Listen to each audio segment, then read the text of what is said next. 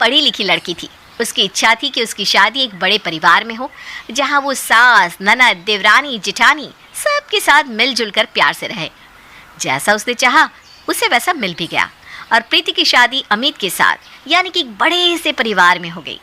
शादी के बाद अपने बड़े से ससुराल में जाने की खुशी मन में दबाए वो विदा होकर आ गई। उसके ससुराल में सास ससुर के अलावा एक जेठ जिठानी और ननद नंदोय भी थे। लेकिन असल जिंदगी टीवी सीरियल के ये रिश्ता क्या कहलाता जैसी नहीं होती, इसलिए शादी तो हो गई थी, लेकिन असल झटका लगना अभी बाकी था। शादी के कुछ दिन बाद। देखो बच्चों, आज से आपकी नाश्ते में पिज्ज़ा, पास्ता, बर्गर, मैगी जो भी खाना हो आप चाची को बता देना। चाची झटपट आपके लिए बनाकर तैयार कर देगी। आज से चाची आपकी बेस्ट फ्रेंड है। अरे चाची, आपके हाथ में तो जादू है, जादू। आप इतना टेस्टी खाना बनाती हो, मैं तो उंगली चाटता रह जाता हूँ। आप एक काम करना, शाम को मेरे लिए पिज्ज़ा बना देना। अच्छा ठीक है लड्डू, पक्का बना दूंगी। अरे प्रीति, ये क्या लगा रखा है तुमने? ऐसी कौन सी घुट्टी चटा दी है लड्डू और गुड़िया को कि वो दिन भर चाची चाची करते फिरते हैं? नहीं तो भाभी, मैंने तो ऐसा कुछ भी नहीं किया। बस बच्चे हैं इसलिए थोड़ा लाड़ प्यार कर लेती हूँ, और क्या। दोनों देवरानी जेठानी बात कर ही रही होती है, तभी सासू माँ पुष्पा वहाँ आ जाती है। प्रीति बहू, तुम्हारी तो इस साल सावन की पहली तीज है। अपने घर में बात कर ली है ना? भाई हमारे यहाँ तीज तो मायके से ही आती है बहू के यहाँ। जी माँ जी, मम्मी का फ़ोन आया था, वो 1-2 दिन में सब सामान भिजवा देंगी। चला अच्छी बात है, वरना इस प्रिया से तो कुछ उम्मीद करना ही बेकार है। इसके घर वालों ने तो पहली तीज ही रो रो कर भेजी थी, अब तो मैंने सोचना ही छोड़ दिया है। इतना कहकर पुष्पा वहाँ से चली जाती है। प्रीति देखती है कि सास के ताने सुनकर प्रिया की आंखें भर आई है। प्रिया के माँ पिताजी नहीं थे और भैया भाभी कभी कुछ सामान भिजवा देते तो कभी भूल जाते, जिसके कारण प्रिया को ससुराल में ताने सुनने को मिलते थे। 2 दिन बाद। ये लीजिए बहन जी, ये आपकी साड़ी है और ये भाई साहब का जोड़ा। बाकी सब खाने पीने का सामान है। अच्छा, प्रीति को ज़रा बुला दीजिए, उसने कुछ सामान मंगवाया था तो वो उसे दे दूँ। अपनी समधन की बात सुनकर पुष्पा हंसते हुए प्रीति को आवाज़ लगाती है। प्रीति बेटा, आओ देखो तुम्हारी मम्मी बुला रही है। चाय नाश्ता बड़ी बहू देख लेगी बेटा, तुम आओ तो यहाँ। जी जी माँ जी। ये ले बेटा, ये तेरा पैकेट पकड़ जो तूने मंगवाया था। प्रीति पैकेट लेकर रसोई में जाती है और जेठानी के हाथों में थमा देती है। ये लीजिए भाभी, ये आपका तीज का गिफ्ट। आपके लिए हरी साड़ी, मैचिंग ज्वेलरी और चूड़ी। तीज पर मायके से आता है ना, मुझे अपनी बहन समझ कर रख लो। प्रीति, आज के बाद मुझ पर तरस खाने की गलती मत करना। तुम्हें क्या लगता है मैं अपने लिए एक साड़ी नहीं खरीद सकती? अपने मायके से मेरे लिए साड़ी मंगवा कर तुम साबित क्या करना चाहती हो? महान बनने का कुछ ज़्यादा ही शौक चढ़ा है ना तुम्हें, या अपने मायके की अमीरी का ढिंढोरा पिटना चाहती हो? बड़ी आई बहन बनने वाली। अच्छा, अब समझ में आया। ये सब माँ जी की नज़र में अपने नंबर बढ़वाने का तरीका है ना तुम्हारा, ताकि माँ जी समझे कि तुम बहुत महान हो। सही कहा ना मैंने? भाभी आप ऐसा क्यों सोचती है? मैं तो बस आपको खुश देखना चाहती थी, इसलिए मैंने आपके लिए भी अपने जैसी साड़ी मंगवा ली। सोचा था दोनों एक जैसी साड़ी पहनकर तीज मनाएंगे। हाँ, ताकि तुम सबको बता सको कि तुम कितनी अच्छी हो। बेचारी अनाज जिठानी को भी अपने जैसी साड़ियाँ ला कर देती हो।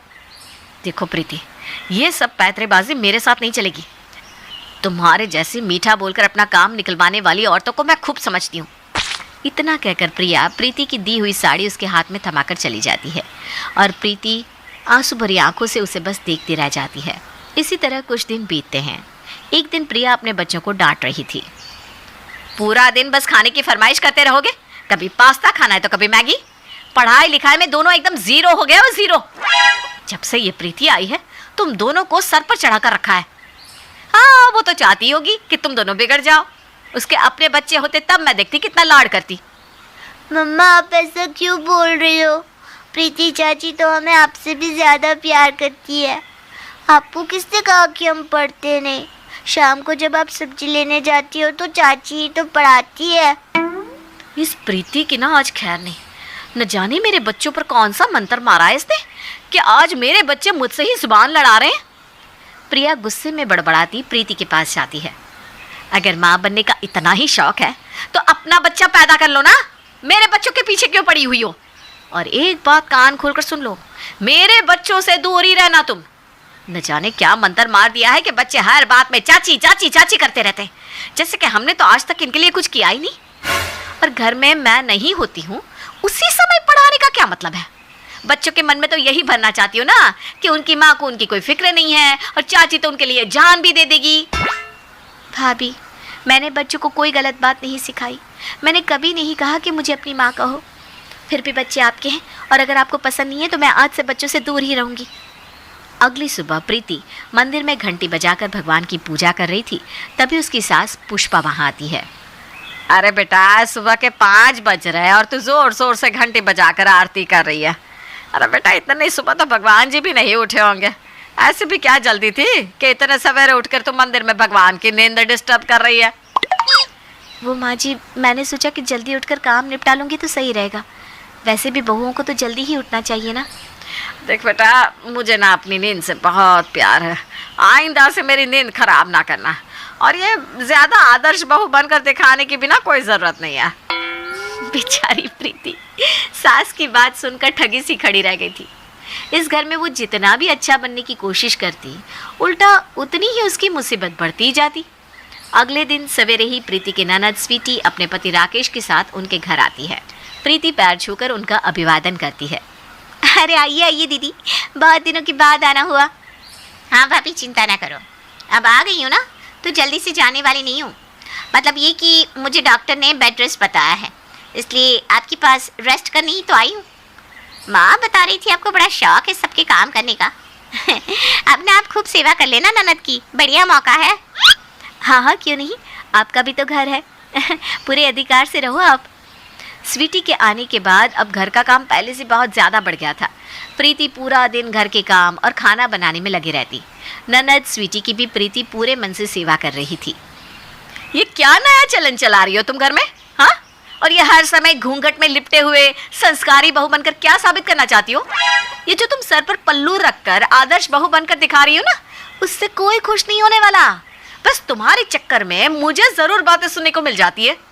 जब देखो तब स्वीटी के आगे पीछे घूमती रहती हो।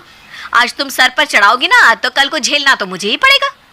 तुम्हें तो अच्छाई की बीमारी है ना, जरूर तुम्हें कोई अच्छाई का कीड़ा काट कर गया है जो इतना जलील होने के बाद भी तुम नहीं सुधरती। प्रीति बात को बढ़ाना नहीं चाहती थी, इसलिए जेठानी की बातों का जवाब दिए बगैर ही वो वहां से अपने कमरे में लौट आती है। स्वीटी के मायके आने की खबर सुनकर स्वीटी की कुछ सहेलियां उससे मिलने आती है। अरे यार, इतनी टेस्टी कचौरी कौन से मंगवाए तो ना, मेरा तो मन ही नहीं भर रहा खा खा कर। अरे ये पकोड़े खाकर देख, मजा ही आ जाएगा। तभी प्रीति भी वहाँ आ जाती है। ये नारियल के लड्डू खाकर देखिए ना, मैंने आज सुबह ही बनाया है। वो स्वीटी दीदी ने बताया कि आप लोग आने वाली हैं, तो मैंने कचौरी और पकोड़े भी बना दिए। आप खाकर बताइए ना कैसे बने हैं। और स्वीटी, तेरी भाभी तो बहुत अच्छा खाना बनाती है, और एक तो है जो चाय भी ऐसे बना कर लाती है कि अगली बार बंदा चाय के नाम से ही घबरा जाए। अरे भाभी, आपको पता है स्वीटी तो ऐसा खाना बनाती है कि इसके पति के बारे में सोचकर मुझे आज भी अफसोस होता है। बेचारा आधा पेट ही खाना खा पाता होगा। चल चल स्वीटी, अब तू मायके आई हुई है तो प्रीति भाभी से ढंग का खाना बनाना सीख के ही जाना, शायद जीजू का जन्म सुधर जाए। इतना कहकर स्वीटी की सहेलियां ठहाके लगाकर हंसने लगती है। प्रीति की तारीफों के बीच होती अपनी बुराई से स्वीटी बुरी तरह चिढ़ गई थी। सहेलियों के जाने के बाद स्वीटी प्रीति के पास जाती है। अरे भाभी, आपको क्या पड़ी थी मेरी सहेलियों के लिए इतने कचौरी पकवान बनाने की? कोई भी ऐरा गहरा आएगा तो क्या आप 56 भोग बनाकर उनके सामने रख दोगी? लेकिन दीदी, वो आपकी सहेलियाँ थी, कोई ऐरी गहरी नहीं। मैंने तो सिर्फ इसीलिए उनके लिए ये सब बनाया ताकि आप खुश हो जाओ। उल्टा आप मुझे ही सुना रही हो। मेरी सहेलियों के सामने मेरा अपमान करके खुशी तो बहुत हो रही होगी आपको, हैं? खुशी क्यों नहीं होगी? तारीफ सुनने की आदत जो पड़ गई है, इसीलिए हर समय बस मौका ढूंढती रहती हो तारीफ पाने का। आपसे अच्छी तो प्रिया भाभी है, कम से कम अपने काम से तो काम रखती है। आपकी तो आदत है सबके काम के बीच अपनी नाक घुसाने की। अरे स्वीटी, क्या बात हो गई बेटा, क्यों इतनी नाराज हो रही हो? मम्मी, ये जो आपकी लाडली बहू है ना, इसने मेरी सहेलियों के सामने मेरी बेइज्जती करवा दी। इसके बाद स्वीटी पुष्पा को सारी बातें बताकर जोर जोर से रोने लगती है। अरे बेटा, इसने तो मेरे भी नाक में दम कर रखा है। कल सोसाइटी में औरतें बोल रही थी कि सास को देखो कभी सीधे मुंह बात तक नहीं करती, और एक छोटी बहू है जो सोसाइटी की कोई भी बुजुर्ग औरत दिख जाए तो पैर छुए बिना नहीं रह सकती। अरे मैं पूछती हूँ, क्या जरूरत है फालतू में सबके पैरों में गिरने की? हम किसी से कम है क्या जो सबके पैरों में गिरते पड़ते रहे? ऐसी बात नहीं है माँ जी, किसी बड़े के पैर छूने से हम छोटे थोड़ी ना हो जाते हैं। ये तो अपने अपने संस्कार होते हैं। हाँ हाँ, संस्कारों की पोटली तो तू ही बांध कर लाई है ना अपने मायके से, और हम सब तो असभ्य हैं। क्या ठीक कहा ना? सास और ननद की इस तरह की बातें सुनकर प्रीति का दिल छलनी हो गया था। रुआंसी होकर वो अपने कमरे में लौट गई। अब वो पूरी कोशिश करती कि परिवार में किसी के भी बारे में ना सोचकर बस अपने काम से मतलब रखे, लेकिन अच्छाई तो मानो एक बीमारी बनकर उसके अंदर समाई हुई थी। न चाहते हुए भी जब बच्चे उसके सामने आते तो वो उन्हें उनकी पसंद का खाना बनाकर खिला ही देती। ननद को अच्छी तरह बेड रेस्ट मिलता रहे, इसलिए वो स्वीटी के कपड़े धोती, उसकी ज़रूरत का सारा सामान लाकर उसके कमरे में रख देती ताकि उसे यहाँ वहाँ दौड़कर परेशान ना होना पड़े। कुछ दिन बीत गए थे। आज सुबह से ही सासू माँ पुष्पा के चेहरे पर 100 गुलाबों की रौनक नजर आ रही थी। पुष्पा को उनकी सहेली अपूर्वा ने अपने जन्मदिन की पार्टी में जो बुलाया था, अपनी सहेलियों के बीच अपनी धौंस जमाने के लिए पुष्पा सुबह से ही तैयारियों में जुटी हुई थी। माँ जी लाइए, मैं आपको रेडी कर देती हूँ, आप पार्टी में सबसे सुंदर लगेंगी। अच्छा, अब तो इतना कह रही है तो कर दे, ठीक है, लेकिन ध्यान रहे मुझे ज़्यादा लीपा पोती नहीं चाहिए, बस नेचुरल सा लुक होना चाहिए। अरे माँ जी आप बैठी तो सही, अभी आपको बिल्कुल चेंज कर देती हूँ। प्रीति पुष्पा का खूब बढ़िया सा मेकअप कर देती है। तभी ससुर जी घर के अंदर आते हैं। बेटा जरा पुष्पा आंटी को तो बुलाना। अरे क्या बकवास कर रहे हो जी, मैं ही तो पुष्पा हूँ। अगर तुम ही पुष्पा हो तो फिर ये बूढ़ी घोड़ी लाल लगाम क्यों बनी हुई हो? कोई तुम्हें देखकर कह ही नहीं सकता कि तुम्हारी उम्र 65 साल है। अरे मैंने तो पहले ही कहा था प्रीति से कि मुझे ज़्यादा लीपा पोते पसंद नहीं, लेकिन ये मेरा मजाक उड़वाए बिना मानी नहीं। पता नहीं किस घड़ी में ये संस्कारों की पोटली मेरे गले में बंध गई।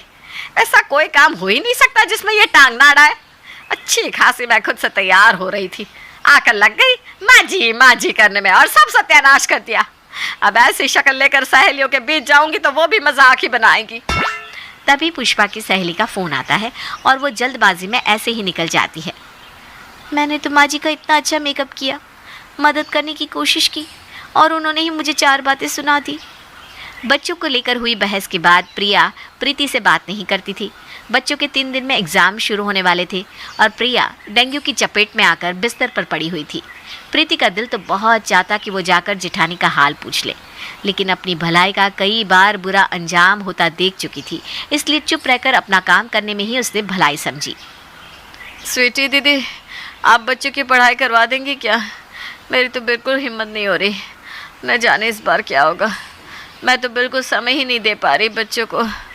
अरे भाभी, मैं यहाँ आराम करने आई हूँ, आप मुझे काम वाम मत बताइए, मेरे बस का नहीं है बच्चों के साथ दिमाग खपाना।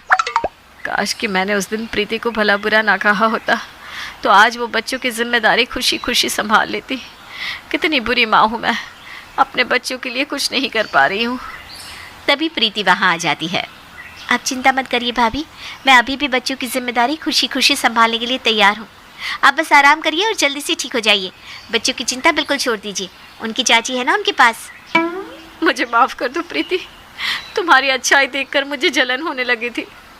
मैं माँ हूँ तब भी मैं बच्चों के लिए इतना नहीं कर पा रही थी जितना तू चाची होकर कर लेती थी। इसलिए मेरे मन में तुम्हारे प्रति ईर्ष्या की भावना आ गई, मुझे चिढ़न होने लगी थी और इसलिए मैंने तुमसे झगड़ा किया।